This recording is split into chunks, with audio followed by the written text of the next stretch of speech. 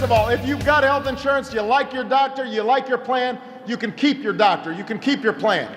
Nobody is talking about taking that away from you. If you like your health care plan, you'll be able to keep your health care plan. Period. If you like your health care plan, you can keep that too. If you like your current insurance, you keep that insurance. Period. End of story.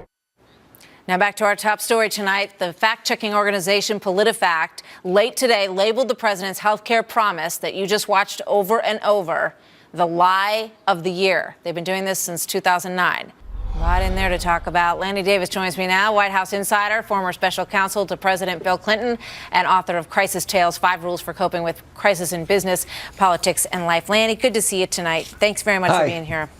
Thanks. You listen to that. David Axelrod says that he thinks the president was ill-served and that it was just sort of a glitch, an error, that he didn't realize that the grandfather clause could possibly mean that all of these millions of people were going to be sent letters that said that they were no longer insured. Do you agree? Look, I was wrong just as I was a terrible mess up by every Democrat, including myself, that didn't see this, caused by raising the standards and requirements that members of Congress, almost like a wish list, put on top of insurance companies, requiring the standards to be raised, leaving people out, causing them to lose their plans or pay more money for new plans. I didn't see that coming, and I take President Obama at his word that he made just a terrible mistake, and I accept that. I don't think it's a lie when you say that he was terribly wrong. I mean, but the scenario that you just described is the basis of the entire system. It's that you're going to expand coverage for everybody and that it's going to be cheaper. I mean, to say that you could keep your healthcare system and if you liked it is completely disingenuous. It's not just like something that was a slip of the tongue. I mean, when you look at the entire plan, it's very clear that there was no way that could possibly be the situation that everybody would be left with. And I want to just put this poll up for you for a moment here. This is Quinnipiac, because the ramifications of this for this president are very large. Would you say that President Obama is honest and trustworthy or not? 44% say yes, he is. 52% say no, he is not. I mean, this is something that is going to be hanging, on him for some time, Lanny.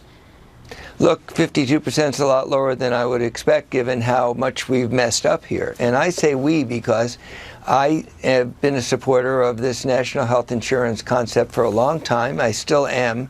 But we really messed this thing up, not only in the rollout, but because we didn't look at the fine print and we had a 2,000-page or whatever bill where we didn't realize that by raising these standards, the grandfather that David Axelrod's talking about was supposed to preserve everyone's plan and not upset going forward. And we didn't take into account that the requirements caused insurance companies to drop people, and that was a terrible mistake, and we're going to suffer politically for it.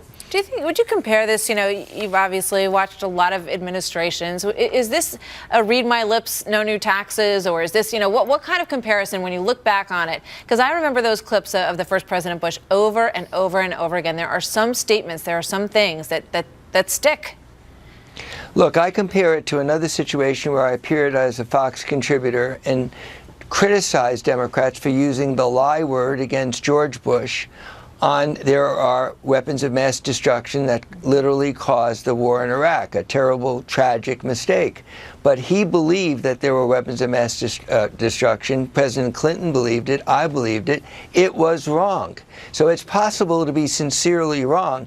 We Democrats were sincerely wrong about not taking into account that by imposing an individual mandate on everyone and adding these requirements to increase coverage, like no pre-existing conditions and a lot of other important things that we didn't realize, we're going to cause people to lose their policies. What do you do now? What happens now? I mean, we can sit here and say, yeah, this was a huge mistake, but it impacts every human being across this country eventually, likely. Let me revert to my crisis management role, advising myself and other Democrats. We have to admit that we messed up and stop giving excuses. The rollout has been a disaster. There's no excuse for that. And we have to use private sector websites to help out government when government messes up.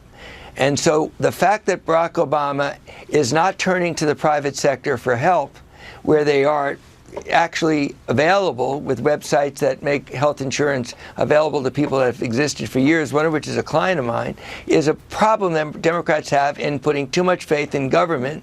And what Bill Clinton would say is there needs to be more faith in the private sector to be a partner of government. This is a classic instance where we have to hit the reset button on this whole thing. All right, Lanny, happy birthday. Thank you. Thank you for being here. You knew. We'll see you next time. Thanks, Lanny. Thank you.